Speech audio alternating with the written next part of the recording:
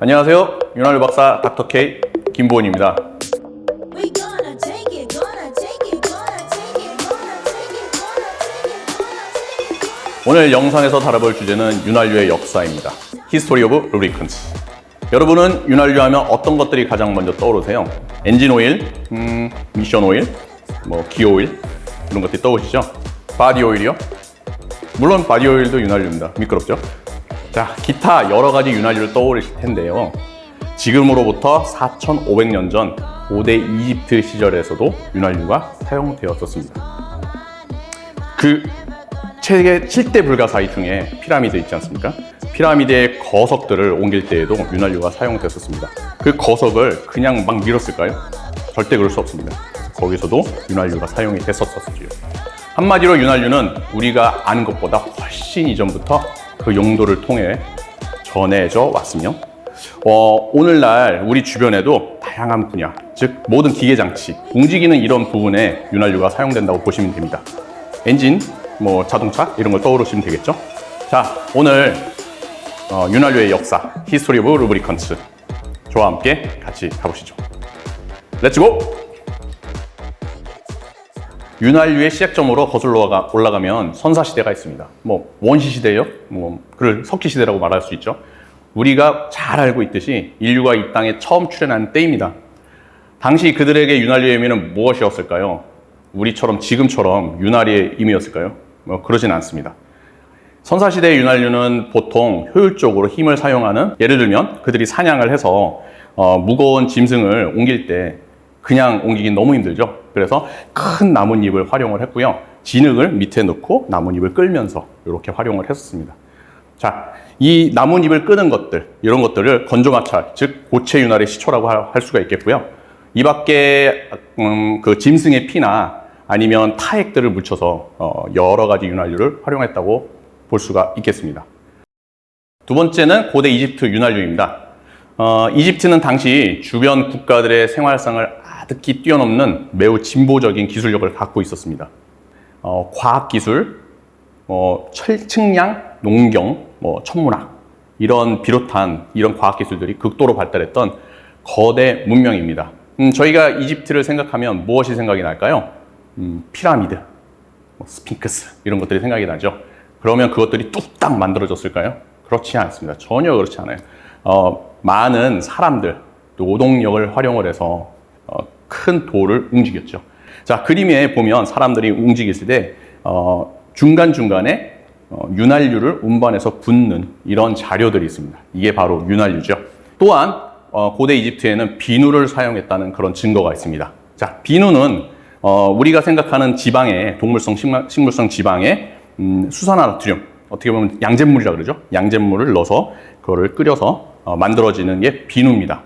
자, 이 비누가 그럼 우리 씻는 데 썼죠. 옛날에 클레오파트라가 비누로 깨끗이 씻어서 예뻐졌다는 그런 설도 있죠. 믿거나 말거나입니다. 저는 클레오파트라의 얼굴을 실제 모습을 한번 찾아봤어요. 제 스타일은 아닙니다. 자, 이 비누가 그렇다면 이 씻는 데만 썼을까요? 절대 그렇지 않습니다. 왜냐하면 미끄럽잖아요. 그래서 과거의 기록을 보면 이런 그 중간 그 문이나 아니면은 그 움직이는 부분에 비누를 썼다는 이런 기록이 있습니다. 실질적으로 이 비누가 현재 사회에서는 그리스에도 쓰입니다. 저희가 비누와 반응을 통해서 중주제라는 걸 만들죠. 그게 비누입니다. 아직까지는 합성 윤활유 이런 건 아직 안 나왔겠죠.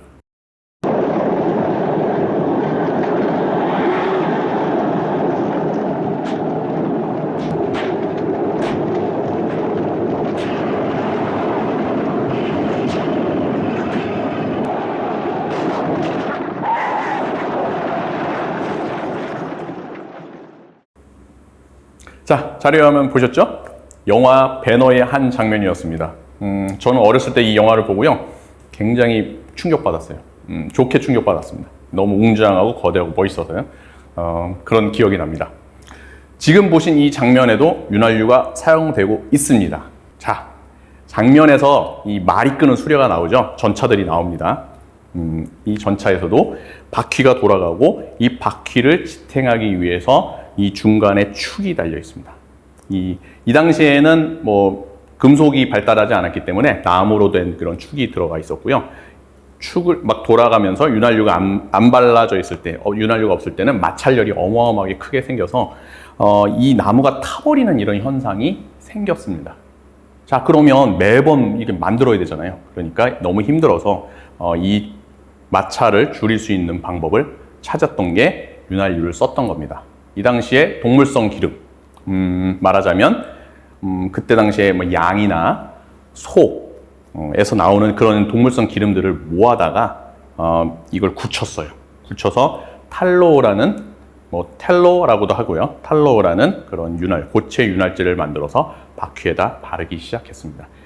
그렇게 하다 보니 너무 마찰열도 줄고 불도 안 나고 오래 쓰고 이러면서 윤활유가 발달하게 됐습니다. 물론 전차로 인해서 전쟁도 더 많이 했겠죠. 자, 고대 로마에서도 비누를 사용했습니다.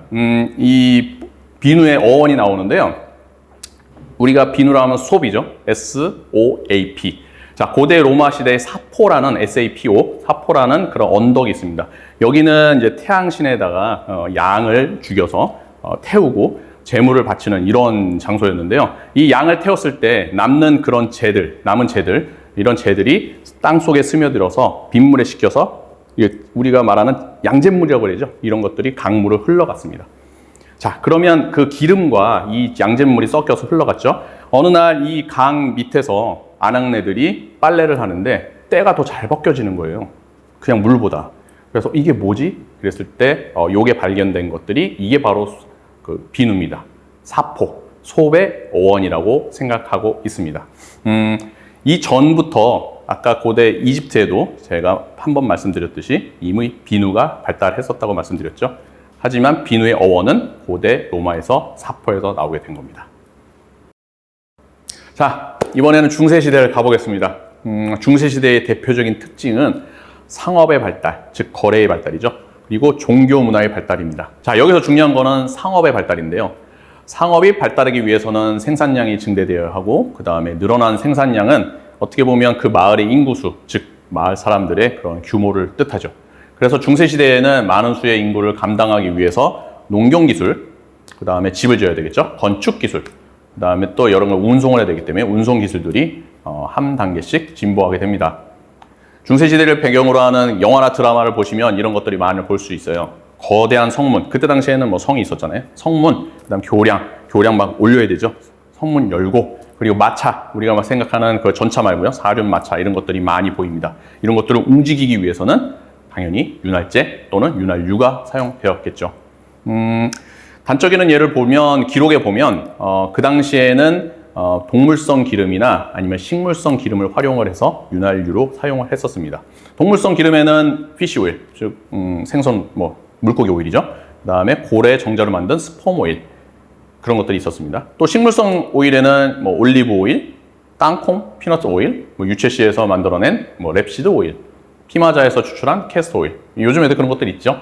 자, 이런 것들이 중세시대의 대표적인 윤활제, 윤활유입니다. 또한 역청, 즉 어떻게 보면 땅에서 자연적으로 나와 있는 이런 원유를 가지고도 윤활유를 썼었습니다.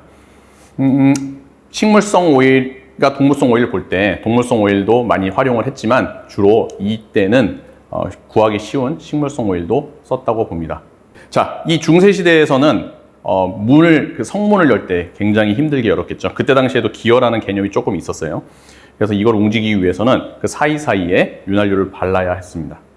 그리고 교량을 옮기려면 당연히 도르래가 올라가겠죠. 그때도 윤활유가 필요했고요. 아까 마차에서 활용된, 마차에도 축이 있죠. 축에서도 윤활제를 사용해서 원활하게 바퀴가 돌아갈 수 있도록 이렇게 사용했었습니다.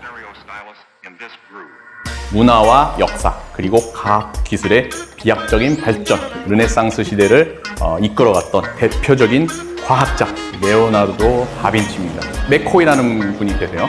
이 대단한 사건이에요. 안 그러면 그전에는 여전히 막 발랐어요. 나와서 정거장마다 바르고.